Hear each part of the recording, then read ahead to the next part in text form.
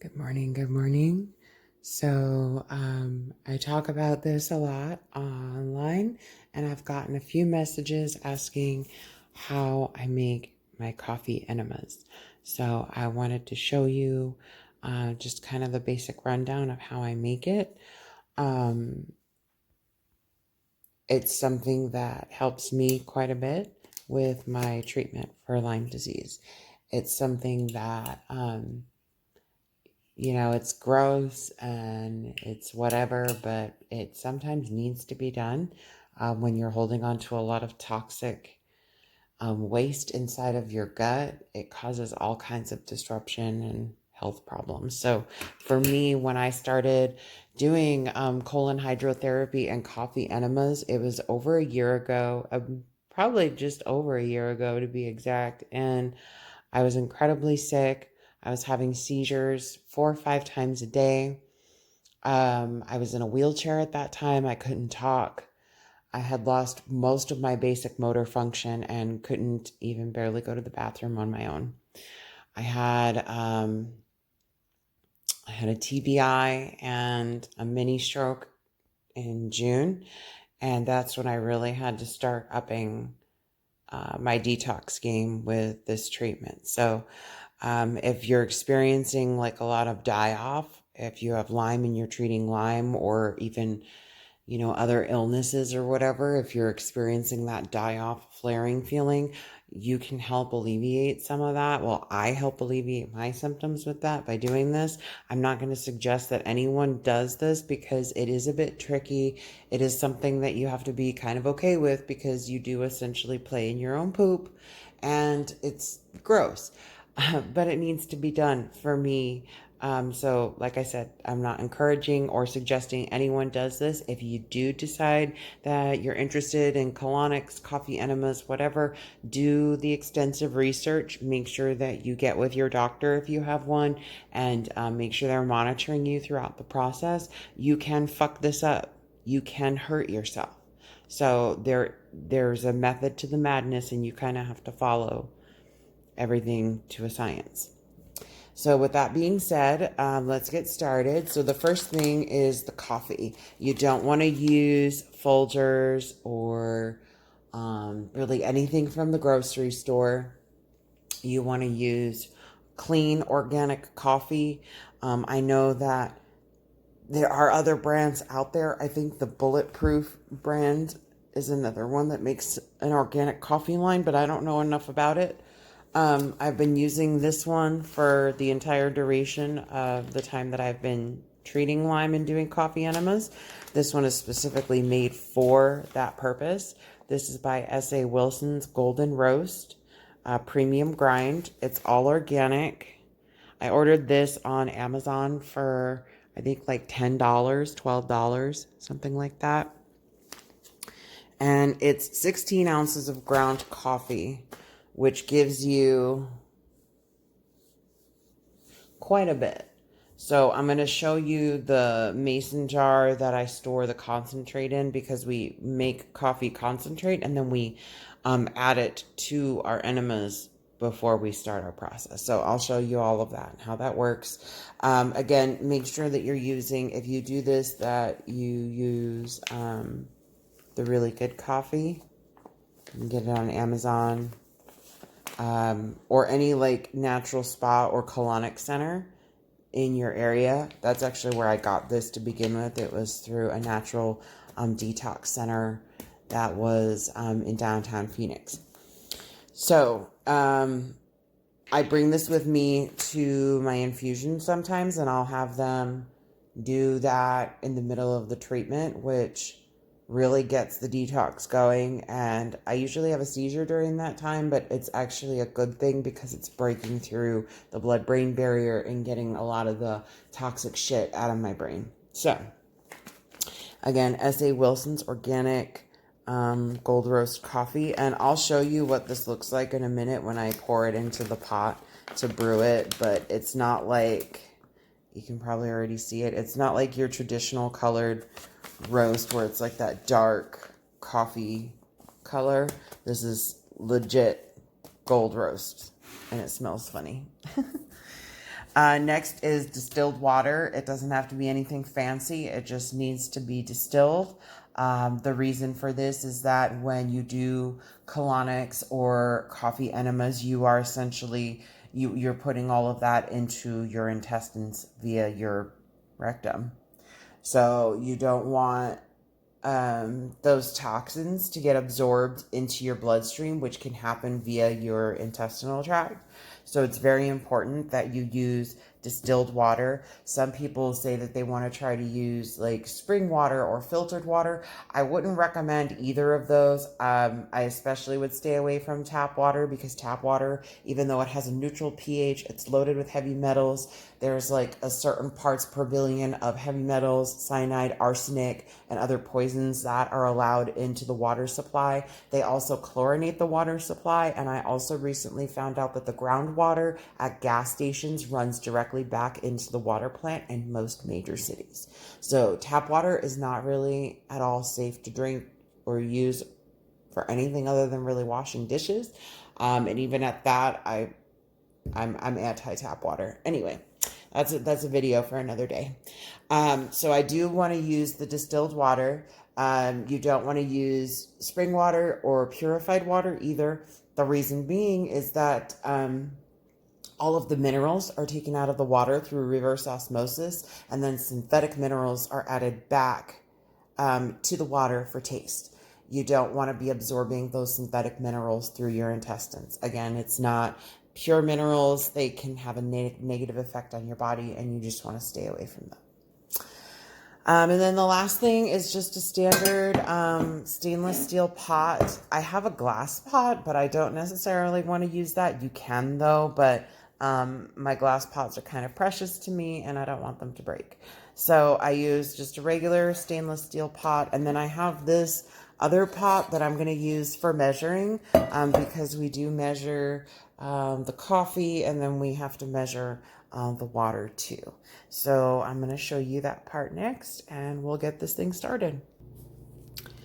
So you just put the water in the pot. It's very easy process to get started. I measure 4 cups of distilled water and add that to the pot, and this is roughly almost 1 cup of golden roast coffee. I like to fill it all the way to the top if I can, but this is actually the last of the bag, so I need to order more. But if you look at it, it's not the traditional looking coffee. It's much lighter. It's a very coarse ground, super coarse, and it makes it easier to filter out when it's done, because it's going to mix in with the water. If you've ever been camping, this is very similar to, I think they call it cowboy coffee, where you just put the coarse grounds in and let it simmer for a while until it's done. So we're going to just gently turn the coffee around in the distilled water so that the beans can get kind of wet. And we've got this on high. So put that over there. We're going to let this come to a boil for about 3 minutes, and then we'll simmer for 20 minutes. After that, it should be reduced, and then it'll be coffee concentrate that we can use for our treatment. So stay tuned.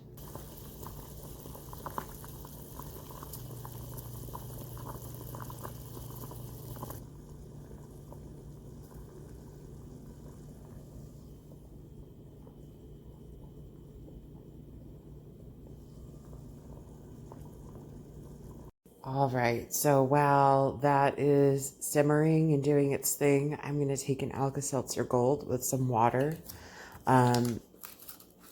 For me, I have to not only stay hydrated,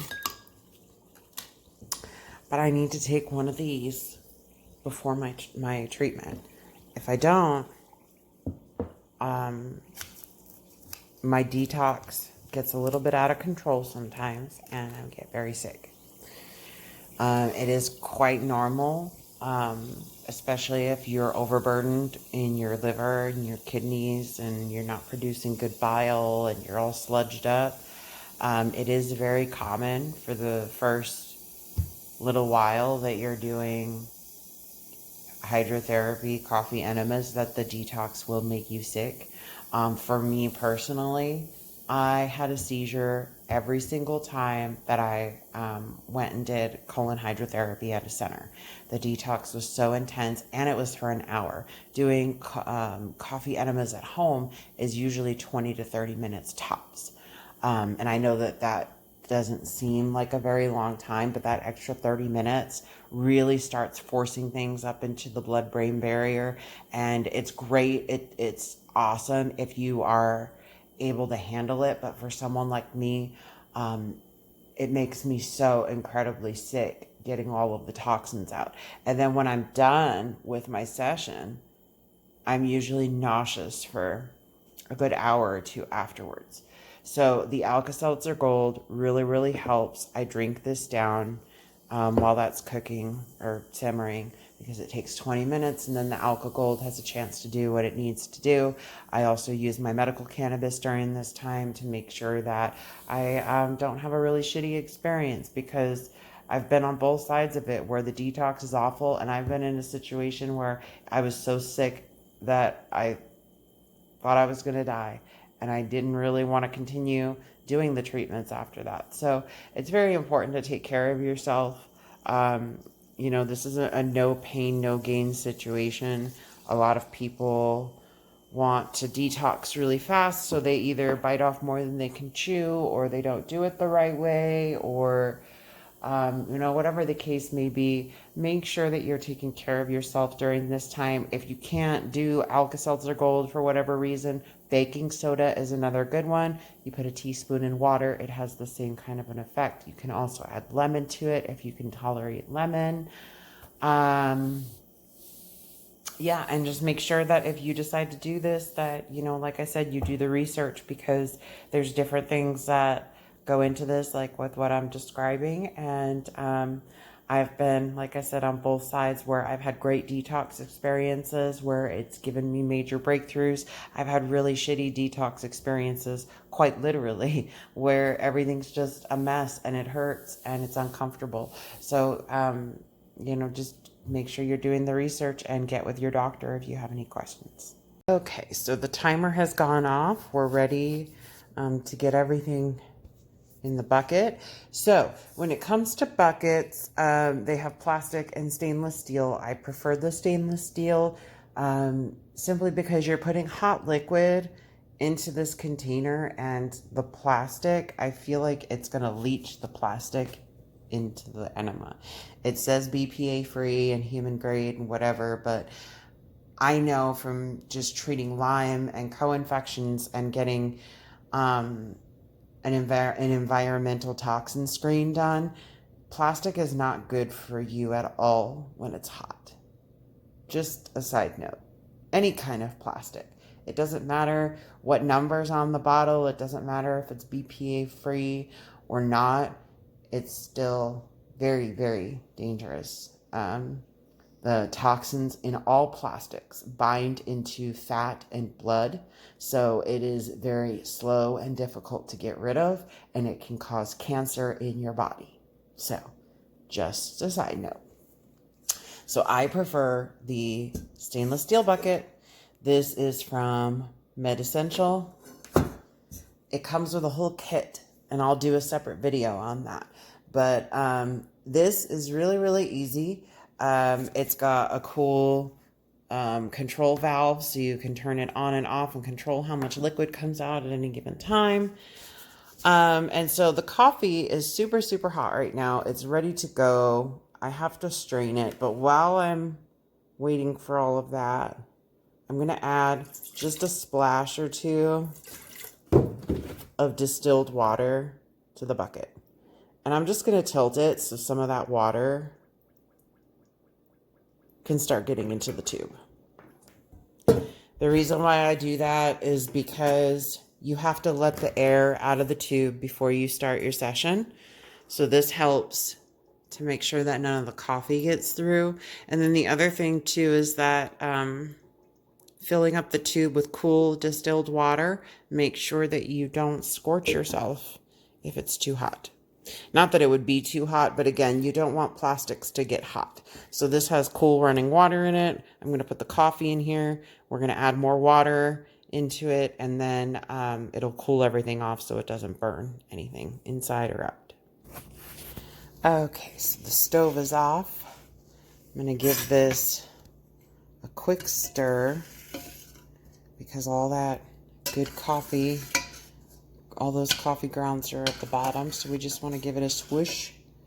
Now, a lot of people might be wondering about the foamy white crap at the top. This stuff is going to settle into the coffee.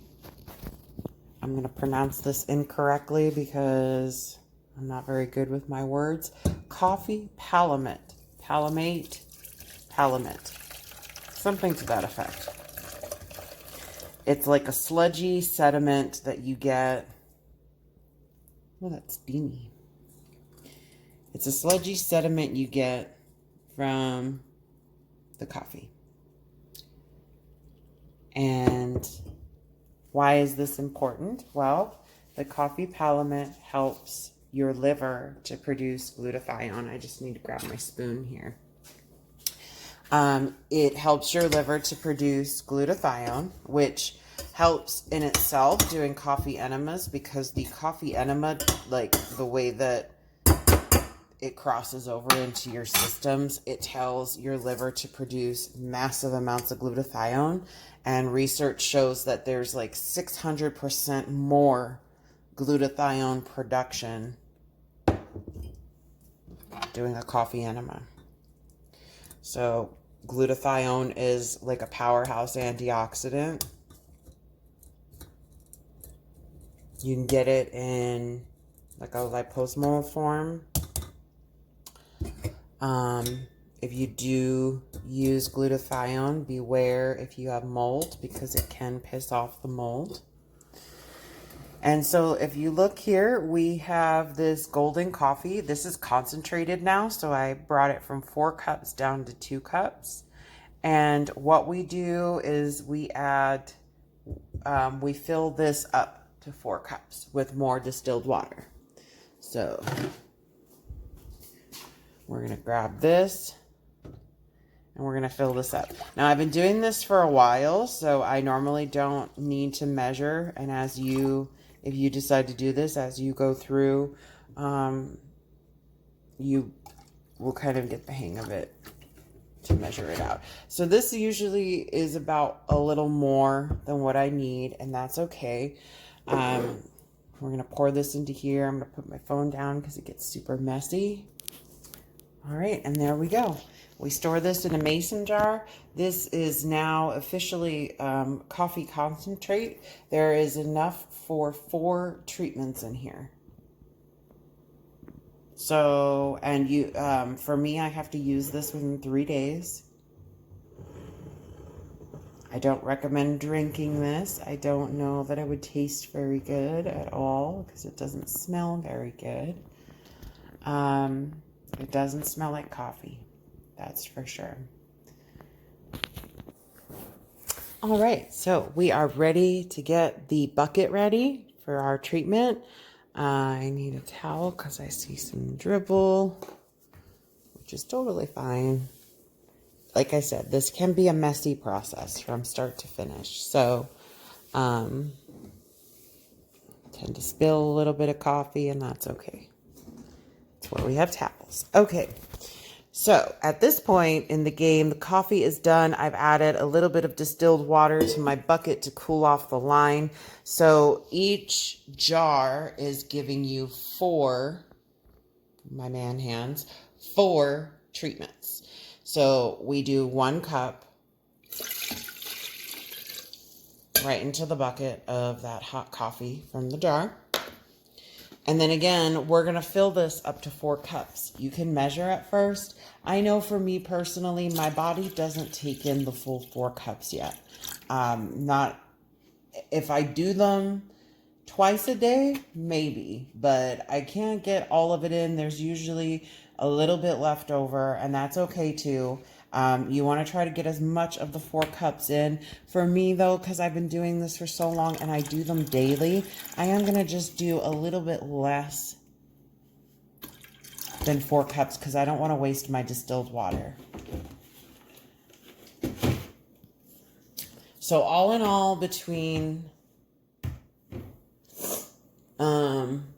the coffee concentrate and making the bucket after it's done, you use roughly about a half gallon to 3/4 of a gallon of distilled water.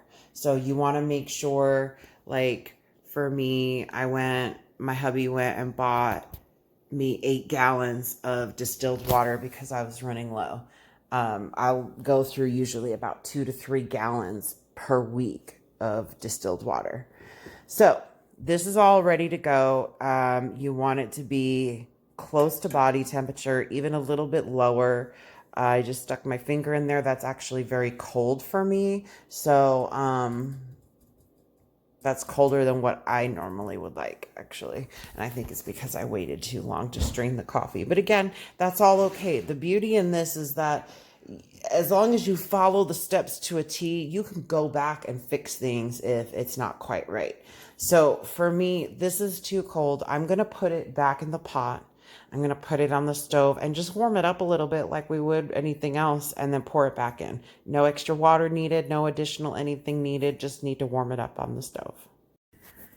All right, so my bucket is hanging up. I have that ready to go. These are some of the things that I used during my session. So I used hydrogen peroxide for sanitizing during the session. Sometimes you might have to take the tubing out. You might have to start over again. Sometimes your body might cramp up if you're not having a good day. So for me, I might have to take the tubing out, and then I disinfect, sanitize, wash, and then start over. So take your time with this. Make sure that you only have to really do it once or twice.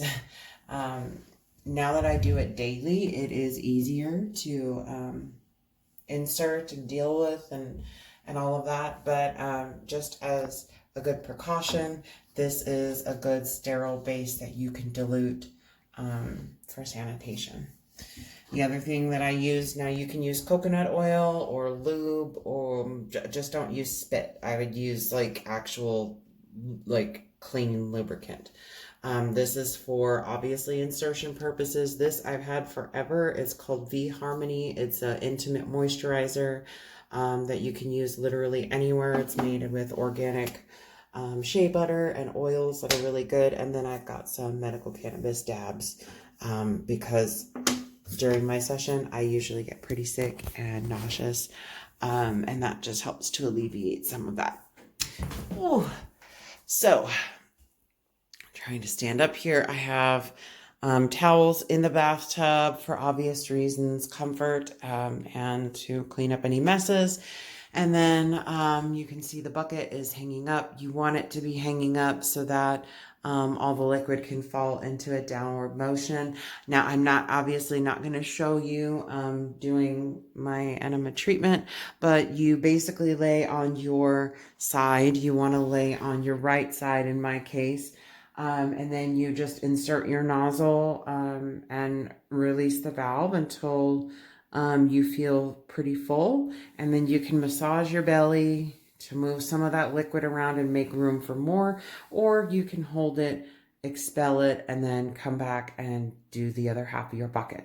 Me personally, I like to try to get as much of it in at once as possible, and then I massage my belly. I try to get the rest in. If it doesn't work out that day, I don't force it. Don't try to force it in. Otherwise, you can really cause cramping in your belly because your intestines will expand really fast.